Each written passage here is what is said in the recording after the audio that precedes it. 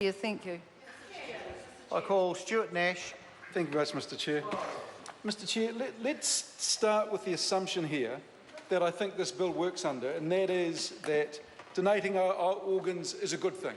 Okay, it gives quality of life to people who haven't got it, or better still, it actually saves lives. So, Mr Chair, when I look at Clause 9 on this, I wonder why this is limited only to people whose surgery is carried out in New Zealand. And I'm talking about 9A, 9 Part 1, B and C, where the qualification is the surgery must be taken out or carried out in New Zealand, and the recipient of the organ, and I'm quoting here, is eligible to receive services funded under the New Zealand Public Health and Disability Act. The reason I ask this, Mr Chair, is because medical science is advancing at a great rate of knots. It's one of the areas where a significant amount of money is being invested around the world, but more so in other countries. And I would have thought, Mr Chair, if we started with that premise, that saving lives or giving quality of life is the overriding premise, if in fact a person is better served, or the country is better served, or our community is better served by the donor and the donee going across and having the surgery in Australia or in America or Israel or anywhere else around the world is going to actually create a benefit over and above the cost, then why would we not make provision for the donor to actually have compensation no matter where this is undertaken? Now, keeping in mind, Mr Chair, this is not talking about the payment for the surgery itself. It's only talking about the compensation to the donor. So my question to Mr Bishop, to the member in the chair, is why limit this to New Zealand? Because one of the unintended consequences here may be that as a result of this bill, a number of people decide, you know, I can now afford to do this because previously I just could not see a way forward even though I want to do it.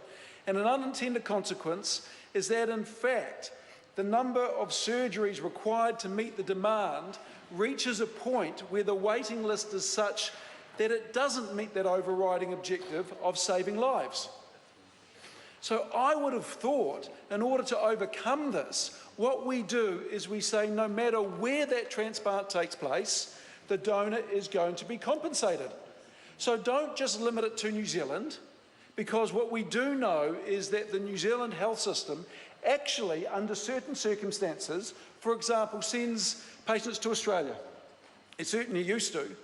And my question is, if advances in medical technology are occurring at a great rate of knot in other countries where the surgery could be expedited and lives saved, and the outcome, the overriding outcome or objective of this act met, then why don't we open this up to every country? Why don't we say no matter where the donor goes to have the surgery, or the donor and the donee go to have the surgery, we are going to pay for compensation. And if that means that the donee and the donor have to come up with $50,000 to go across to America to have the surgery, then so be it. But I do not think that it should be limited to purely New Zealand, because I think the unintended consequences of this may be that the overriding purpose of the Act is actually denied, and that is to save lives, and that is to increase quality of life. So there may well be a rationale for this that I have just completely overlooked.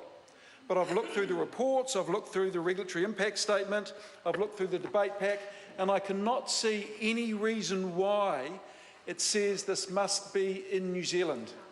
And whether this is an oversight, or whether we think we're actually doing the New Zealand medical industry or our surgeons a service or not, I'm not sure. Ideally, of course, this takes place in New Zealand. Of course that is the ideal, because we know the costs to both parties, or any parties of heading overseas, are going to be high.